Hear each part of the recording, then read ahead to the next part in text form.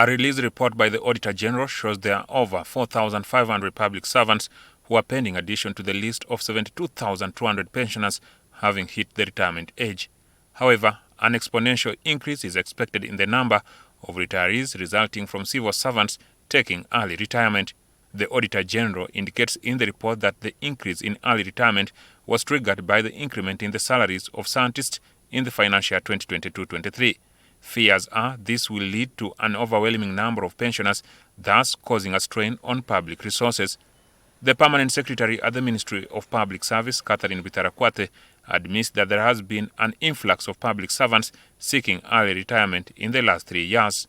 There has been a concern that for those who have opted to take early retirement, it blows our pension wage out of proportion and may be unsustainable.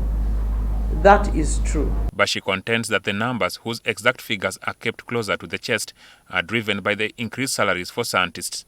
Bitarakwate says the COVID-19 pandemic was the spark plug.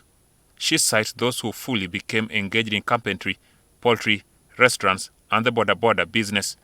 The biggest influx we saw of those requests was after COVID-19.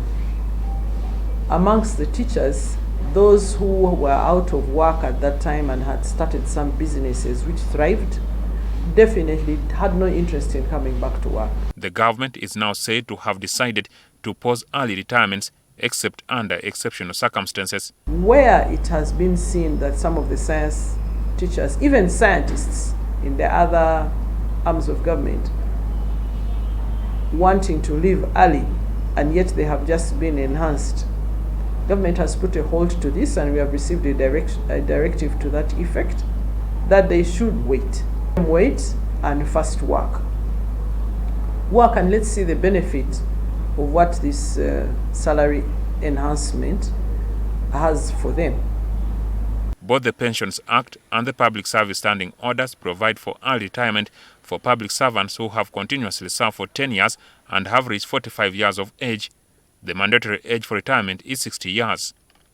There are no pension benefits that accrue to civil servants who resign before clocking the stipulated retirement age. And therefore that one is still, it is speculation. They use it to intimidate people, but the provisions are still intact and there is no law, there is no circular that has been written. Even if it was a circular, it would be inconsistent with the provisions of the law. Also, to mitigate early retirements, the government seeks to make the pension for civil servants contributory, just as it is the practice in the private sector, where employers contribute 10% of an employee's gross salary and the employee's 5%. This will be effected upon the approval of the Public Service Fund Bill that is before Parliament. Those who are to retire within 10 years will not be part of this fund because their money will not yet have generated interest. Meanwhile, Bitarakwate says that the concerns about gender insensitivity and discrimination of the Pension Acts and other laws are also being cured in the fund bill by providing that the benefits of a public officer will, upon demise, go to the estate of the deceased.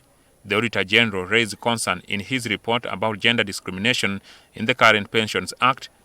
The concern is that the law does not provide for the transfer of the benefits for the maintenance of the husband, but that the ministry indicates that it has been catered for by substituting the gender pronouns with the estate. Jackson Onyango, NTV.